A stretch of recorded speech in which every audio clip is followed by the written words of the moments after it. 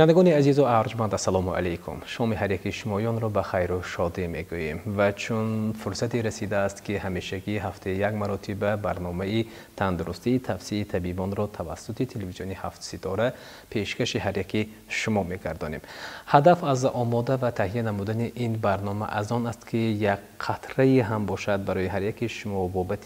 پیدایش و پیشگیری بیماری ها طبیبان ورزیده صاحب معلومات پیش می آورند و این شام ما تصمیم گرفتیم بابت یک موضوع ایستاده باشیم که باور دارم موضوع خیلی موضوع جالب است و ضروری است، یعنی غذای سالم در دوره حامله داری است و این نوبت در مهمانی برنامه ما محترم امین و زرینه سلامونا سرور مرکز سالمی رپرودوکتیوی ناحیه باباجان غفاروف تشریف آوردند. خب معلم عزیز تشریف شما را خوش آمدید میگفتیم. و اینجا معلم من میخواستم در آغاز صحبت بابت گوییم مرحله های حامله داری، چون در ادامه صحبت ما خواهد بود و مفهوم عمومی یک معلومات عمومی پیشنهاد می آوردید تا اونی که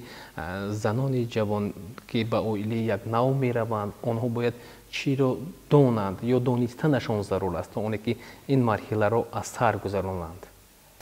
چیزی که شما گفتید حامله داری این فیزیولوژی می باشد، این بیماری نیست، لیکن دوره حامله داری و چیزی که گفتید مرحله از خودش بیالی قرار استاندارد ملی همایم. این استاندارد ملی فرمایشی 1104 که شدگی یاری تولدی در دوره حامله فیزیولوژی می باشد. حامله فیزیولوژی 7-8 مرحله که می گذرد و این مرحلهش قبول هر زن 8 مرتبه می باشد، اساسش 7 مرتبه می باشد، در پالینتیل با میشه 7-8 مرتبه میشه، اضافه گیش با ایلووتن این 7-8 مرتبه می شود. هر یک مرحله که زن به نزد دکتر تشریف می آید، اون دکتر یا اون طبی اولیوی یا اون ماماپزشکی که میشیند با زن صحبت میکند و زن را نظارت میبرد، آنها هر یک مرحله و دوره خودش است. دوره اول این یکم دوره شناسایی می باشد. زن به گفته می شود مثال شناسایی می بیان حالتی زن میفهمند تحلیل ها رو میگیرند. تشکیل میدهد چون دوره شناسایی نه یکم مرحله این دوره به قدگیری می باشد تا 12 هفته نمی باشد. این یکم مرحله تا 12 هفته حامله دار به قد گرفته می شود.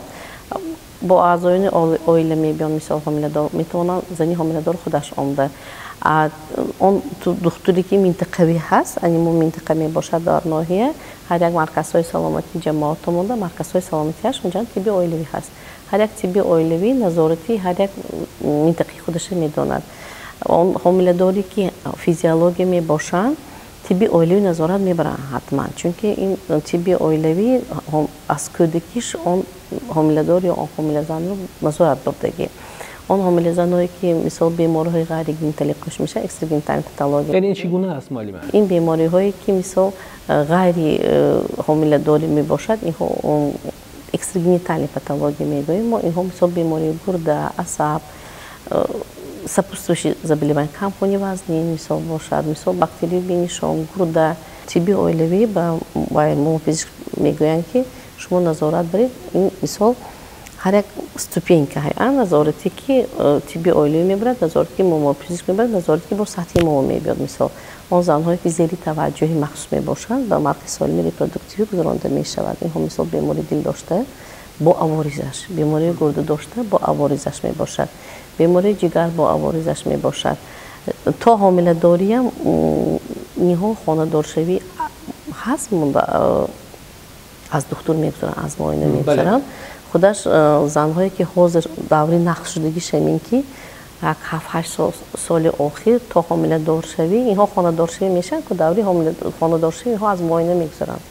عروس هم دموتم از معاینه میگذارد اگر که ده همون در بیماری یافته شود اینها تا حامله داری سالم میشن. اگر معالجه گیرن پره اگر معالجه گیرن سالم میشن. نه اگر نباشد اینها سانی دوره حامله داری و در بیماری های دیگر خروج میگیرند. این خوب است معلم؟ لی اکن خلق ما از کودکیش افسوس که همین که مادرای ما از کودکی هاشون بچه ها دختر بچه ها یا پسر بچه ها هم فرقش اهمیت نمیدن، چون که این چخیل که منتلیتی ما فرامده ما نمیدونم آغازی انیمو و سین مارک سالم ریپرودکتیو اگر برید از سین 15 تا 49 ما مکتبا میریم لکسی صحبت ها میگذاریم دخترچه سانی میبیان مادرشون که میبیان استثنا چون که انیمو خودشون شهر میدارن لیکن هر یک شهر و ناحیه ولایت اند مرکزهای سالم ریپرودکتیو های اینو هر یک مکتب میرن هر یک چه صحبت میذارن با هر یک رو یعنی همه صحبت رایگان است یا رایگان نه همش رایگان دکتری منطقه اکثر گینیکولوژی منطقه و مهایم نپریمیر برویم مرکزهای خودمون مکتب‌های تقسیم شدگی میریم صحبت میگذاریم هستند دخترایی که مثال 14 15 ساله ما از صنف 14 میگیریم 15 ساله اینو اصلش حکم میبینم چونکه دوره حزبینی سال بر وقتش دخترکوه همون به معلمان میریم دیرکتوران میریم دیرکتور که صحبت میگذاریم زوجک صحبت میگذاریم واسه ما وقت اکتیویسم میتونیم دخترچه میگذاریم ما صحبت میگذاریم همون جنده دخترچه ما عمده درد و باید کنندگار ما مدرک بیام میگیم وقت میبینم نمو همون وقت فهمیدیم که در دوره من کاری خودمون حیاتی خودمون سال اهمیتی از طرف مادر که پدر نسبت سالمی فرزند سست‌تر میباشد خیلی شما گفتید دوره حامله داری ما یک و بیماری ها میاریم من وقتی که بیماریایی که با دل نقصان مادرزادی دل روس میکنن یا بیماری از قلب شاید شرم میکرده باشن چون نو به یک اویلی نو میآید همه لیکن گفتن در عزیز من میخواستم اندیشه شما رو بابت یک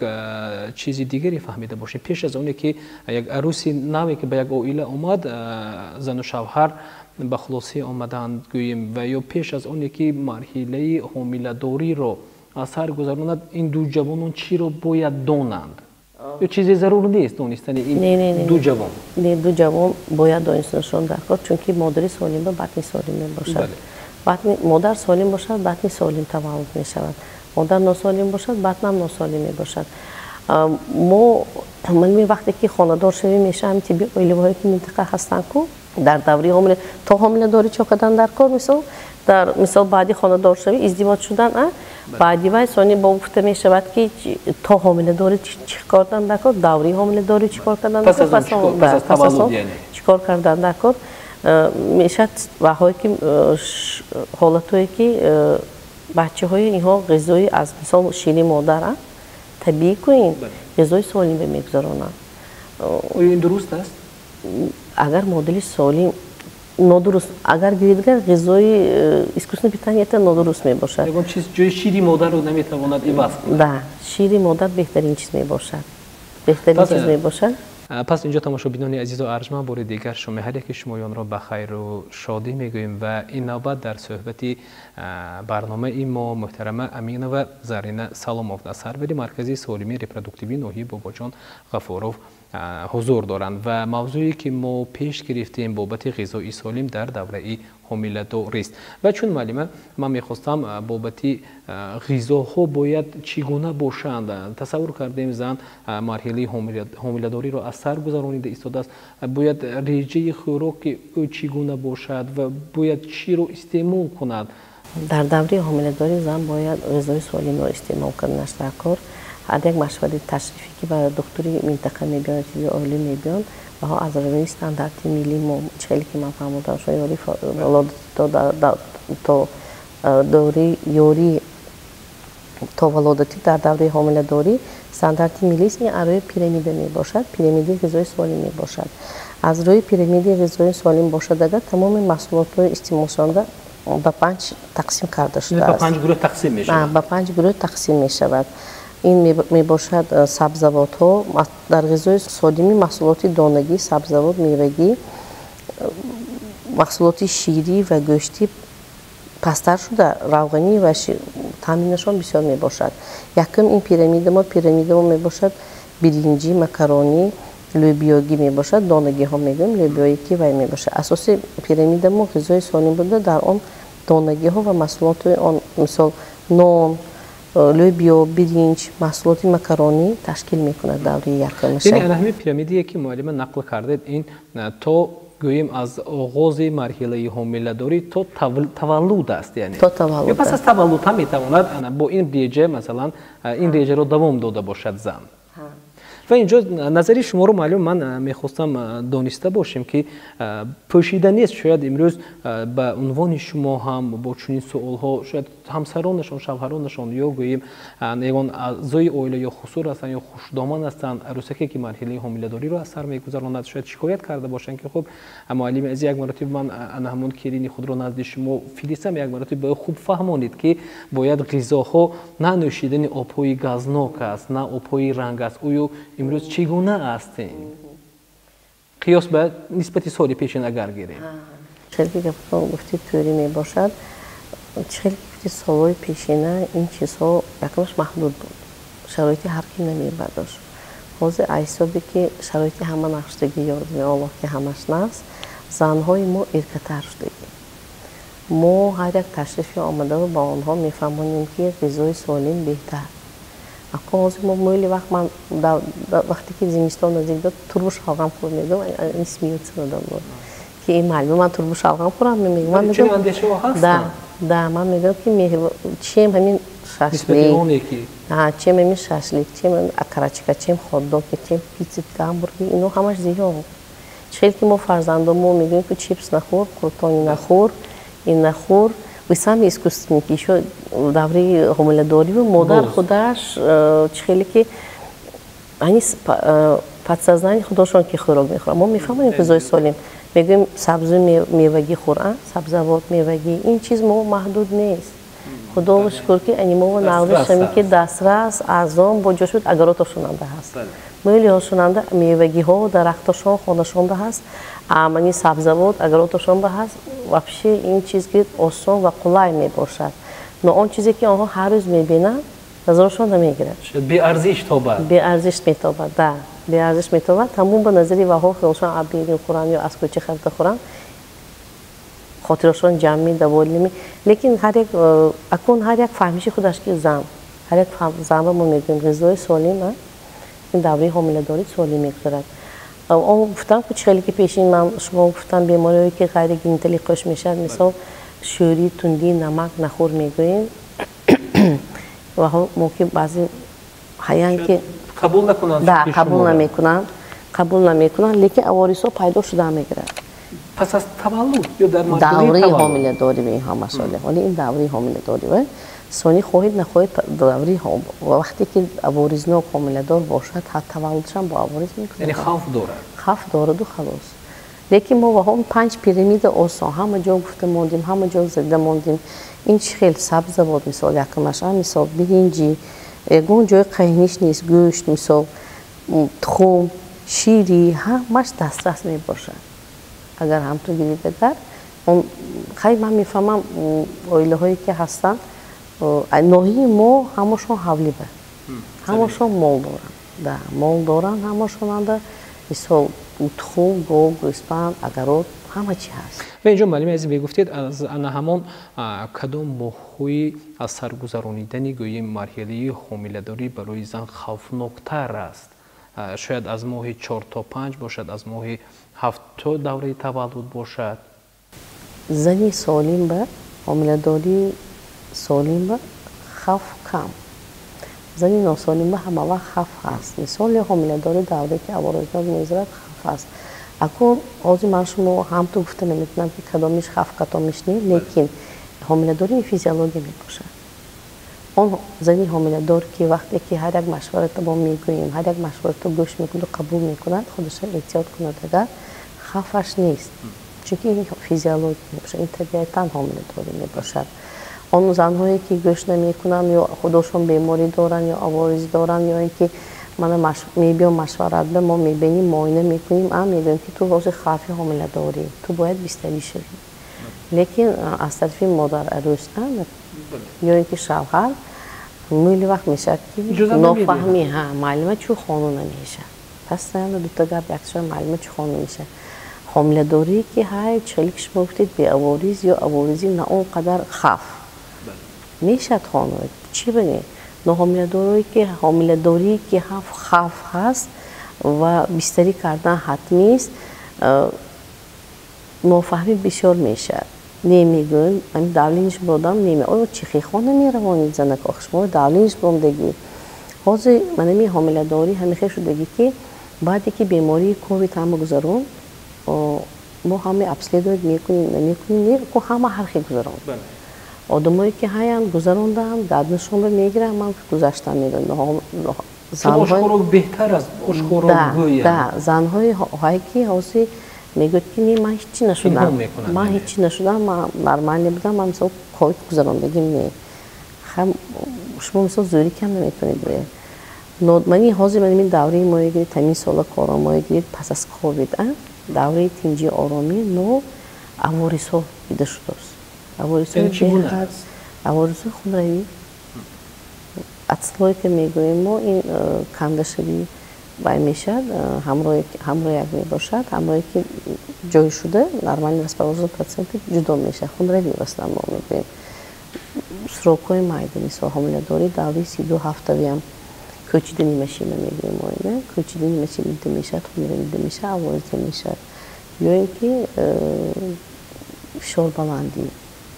ҳомиладорӣ давраи ҳомиладорӣ фишорбаландӣ кош мешавад ҳозир духтуракҳои ёш якум давра якум ҳомиладорӣ лекин фишорбаландӣ гестационӣ мемонем гестационӣ гуфт мегӯяд давраи ҳомиладорӣ фишорбаландӣ ҳамаи фишорбаландиҳо авозисҳо ҳамаша мефаҳмонем мегӯем лекин аз тарафи қабул намекунанд хонавода қабул намекунанд шояд як қисми қабул кунанд муаллима шояд қисми зиёде қабул накунанд қисми қабул мекунанд қисми қабул наметавонанд ҳаминаш ба авозӣ мебиёрад мо мефаҳмонем ки ҳои манами хеле ба оқибаташ нохуш дорад мегӯем мефаҳманд намефаҳмиро зиқ мекунанд. ташаккури зиёд. ва хуб инҷо муаллими азиз ман мехостам андешаи шуморо боз як чизе шунавида бошем ки шояд барои бештар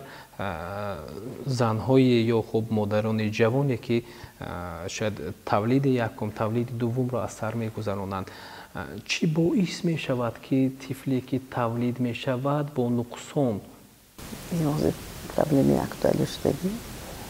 нуқсон ки тавлид шудааст чун таъсири беруна шояд бошад шояд нофаҳмӣ дар оила бошад асабонии модар бошад зан бошад ё чизи дигар аст муаллима вақте ки мо ҳозир маними нуқсоное ки монда ҳаст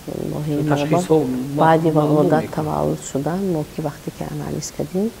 аз онҷа мо вақте ки анализи корӣ доштиму суҳбат кардем бо модарон давраи скринингам гузаштагӣ давраи скрининг мо 18-22 ҳафта мебошад давраи ҳомиладорӣ мебошад дуюм марҳилаи ташрифи зан мебошад скрининг гузарондагӣ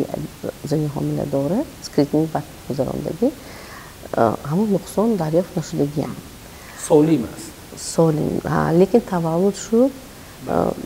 дар баъзе ҳолатҳо таваллуд шуд ин нуқсон пайдо шуд вақте ки мо анализ кардиму баъде ки мо таҳлилҳои иловагӣ гузарондем бемориҳои бо алоқаи ҷинсӣ гузарандаям якчанд намуд дорад инҳоям бемории сироитӣ беморӣ бо алоқаи ҷинсӣ гузарондаанд яъне он ҳам боис мешавад ва даврае ки ҳомиладор буду зани ҳомиладор беморӣ зуком гузаронд ин ҳам таъсироти худша метиҳад яъне муаллима аз инҷо бор меояд ки пеш аз оне ки дар оилаи ҷавон гӯем марҳилаи зан агар гӯем марҳилаи ҳомиладориро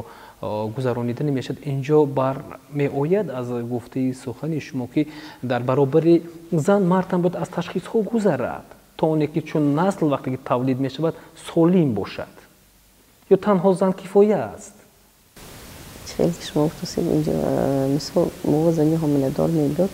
мо нуқсоне ки давраи то ҳомиладорӣ дарёфт мекунем скрининг мӯлати скрининг ба занҳо мефаҳмонем шавҳарашро мефаҳмонем хуштомад мефаҳмонем ва ҳо розӣ мешаванд барои исқот чунки вай носолим баъд барои ҳамон даврае ки ҳомиладориро маълум шуду даврае ки мӯҳлати скринингро маълум шуд ба исқот ва ҳо розӣ мешаванд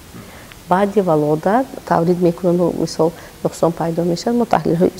иловагӣ мегирем барои ҳамон ҳам чиҳеле ки шумо гуфтед давраи ҳомиладориро мо мардона физиологикӣ буд назари ман муаллима то оғоз аст то оғози ҳомиладорӣ аст инҷо назари ман аз ташхис гузаштани ҳам зан гӯем ҳам мард гӯем инҷо танҳо як бармеояд ки аз гуфтаҳои шумо бармеояд ки танҳо зан не шуд зан ҳам мард ҳам бояд гузарад аз ин бармеояд ки баъде ки дарёфт мешавад мардам мегузарад то чхеле ки шумо пурсиданд ҳомиладорӣ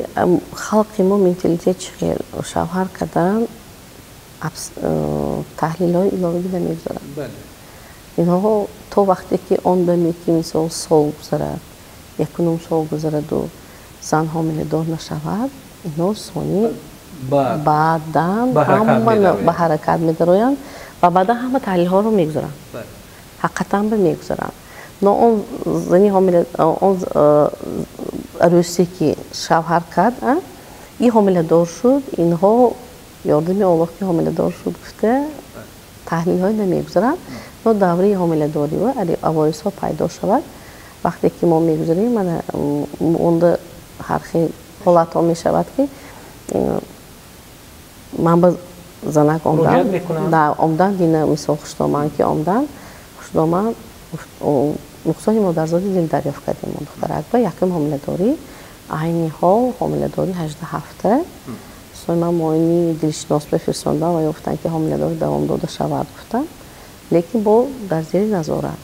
хушдоманд ба ман савол доданд ки оё шумо медонистед ки келини ман бемор? гуфтам шумо келин кадид? шумо худатон аз ман бондид? ман акҷо медонам. чун бори аввал мебинед? чун бори аввал мебинам. ҳам модари инам намедонистегисти. гуфтам ман акун ки шумо омда ман месавол додосед гуфтам ман рости гапи чӣ гуфта наметавонам, чунки ин келини шумо муоинаҳое гузарондитон. вақте ки пеш аз хонадор шавӣ муоина мегузаронанд ҳамашон. аз тарафи домодам аз тарафи келинам муоина гузашта мешавад. он даме ки шумо дарёфт накардед но давраи ҳомиладорию ман дарёфт кардам, ин гуфта намешавад ки ман бохабарам. ин дарёфти мо бемории нуқсони модарзоди дил барои ҳамин ман ва он хушдоманд рости гап саволшом ҷавоб дод натонистам. гуфтам агар шумо ино як келин кадоски бошед чун напурсидед? пеш аз оне ки ин ҳама корро анҷом дода бошанд бо вай назорати тибби оилавӣ диспансерни карточка мегӯем ваям додагӣ мова унҷандиам набудагӣ, но давраи ҳомиладорӣ пайдо шуд. шояд маълума ин беморӣ дар давраи ҳомиладорӣ пайдо шуда бошад. нуқсони модарзодӣ чун модарзодӣ аст. бале, ташаккури зиёд. ва хуб тамошобинони азизу арҷманд, инҷо тӯли чанд дақиқе ки бо шумо суҳбат дорем ва фурсате ки ба барномаи мо ҷудо шудааст ахиру дақиқаҳои гӯем бо шумор ҳам мондам ва агар мо бобати ин мавзӯъ суҳбат кунем шояд маълума бо як барнома наметавонем ҷамъбаст карда бошем, бо як барнома кифоягӣ намекунад ба ин мавзӯи мо. ва ман мехостам маълуми азиз андешаи шуморо дар анҷом пас модарони ҷавон чӣ кор кунанд ки насли солим тавлид ёфта бошад ва чӣ кор кунанд ки худ ва фарзанди худро солим нигоҳ доранд? марҳамат.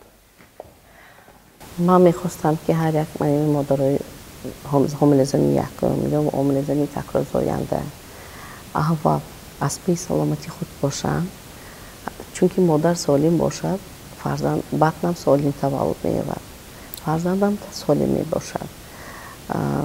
барои ҳамин ҳам ҳамдигарфаҳмӣ дар оила шуднаш дар кор. мисол ҳозир чӣ ки шумо гуфтед хушдоманҳо ёш пир фарқаш не ҳар як кас хонадор мешаду ҳар як кас арӯс мешаду ҳар як кас зани ҳомиладор мешавад. ҳар кун якдигарфаҳмӣ бошад дар оилаю солим гардонану солим фарзанд гиранд беҳтар. но ман медонам ки мисол ягон оила намехоҳад ки носолим таваллуд шавад ё ки ҳомилазан носолим бошад. вақте ки манимин ҳар як духтурон ҳар як духтури минтақа ноҳия шаҳр вилоят он духтуре ки муоина мегузаронад ҳомилазана ҳамин суҳбат доданд ва маслиҳат доданд ба ҳомилазан ва модар арӯсаш ҳамон маслиҳата қабул кунанд. зан авориза намебинад давраи ҳомиладорӣ. агар ки вай ба ҳар як оилаҳое ки ҳаст ба ҳар як ташриф ҳам намемонанд, яъне намегузоранд. не намегузоранд. ин ҳам хуб нест. ин хуб нест. бо оилаҳое ҳаст ки мисол мо авориз дарёфт кардем чхеле гуфтам фишорбаландӣ шумова преэкламсия экламсия рохата додосем шавҳарошо мо ки ҷанг мекунанд. бои шумо фаҳмед аворизаш мехоҳӣ гӯемам инакда ходор нашав. ба сухани худ меистад. ба сухани худ мерасад. ҳама мехостам ки акун ҳар як насле ки тавлид мешавад. насли тавлид мешавад солим бошад. якумаш дуюмаш ин ки ҳамин مابین اویلی زن و شوهر اویلی خشتامن اینها مابینشون هم دیگر فهمی باشد شوهرش هم بیزتی رولی کلام بازی میکند اپی زنی حامله دار شود اپی مثال فرزنده شود اپی خیلی مادری خودش هم شود این همون اویله و یک اوری که مهربانی باشد زن سالم می باشد و نسل هم سالم می میشه. معلم عزیز این چنین شاید فراموش نشود که غذا هم در جای اول نیست. غذا در جای اول برای زنانی که مرحله حامله‌داری رو از سر می‌گذرانند غذاهای طبیعی چون گفتید نه به مانند گوییم طعام‌های تیز آماده شونده و گوییم نوشاکی‌های گازناک است. خیلی که شما گفتید غذای سالم حتمی است. هر یک مرکزهای سلامتی شهر ولایت ناحیه‌ها و انیم‌ها پیش از معاینه که گینکولوگ می‌دارن پیرامید چهلی که گفتم من شما 5 وقته هست پیرامید خوراک هست ما دیوالو نصب نمودگی برای همون غیری وای با ابمین کارت میگویم ورقی مبادله بر زن داده میشه همونجی هم گفته شده است ورقی مبادله هم میتیم رسمی هم زده ماندیم میفهمانیم زنه یکم مثال تشریفش بفهمید دویمش بفهمید با از یادشون فراموش می شود اما من می خواستم که همین فراموش نشود. تشکر زیاد. و خب تماشابینان عزیز و ارجمند چون مهمانی برنامه ما محترم امین و زرینه سلاموف بودند و تاکید نموده ایستادند که هر همان مصلحت های دستورالعملی که از جانب طبیبان گفته می شود طب اولیوی گفته می شود حتما مادران عزیز خواهران مهربان به آن رعایت کنید تا اونی که نسل سالم به دنیا آید و خود شما هم سالم باشید. با امید سربلندی و خانه آبادی تا دیدار دیگر با هر یک شما خداحافظی میکنیم. سربلند و پیروز باشید.